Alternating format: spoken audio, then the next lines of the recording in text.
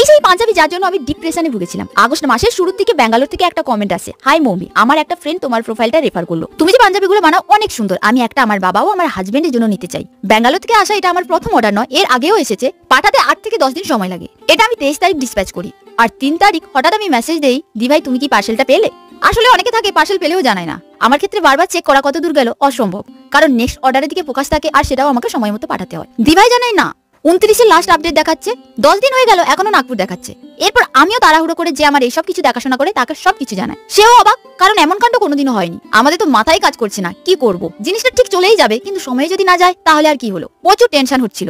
ও তো এখানে ওখানে জিজ্ঞেস করে, প্রতিদিন কমপ্লেন করে, ফোন করে, না জানি আর কত কিছু করেছে তার হিসেব নেই। ফাইনালি 6 তারিখ পার্সেলটা যায়, আর সব থেকে খুশির খবর এটা, তারা তাদের স্পেশাল ডেতেও পড়তে পারে। পার্সেল ডিসপ্যাচ করা, ট্র্যাক করা, এইসব অন্যজন দেখাশোনা করে, তাই ওই মানুষটাকেও থ্যাংক ইউ, সর্বদা এতটা হেল্প করে বলে। দীপ ভাই তো পাঞ্জাবিটা খুব পছন্দ হয়েছে, তোমাদের কেমন লেগেছে জানিও। দেখা হচ্ছে কালকে।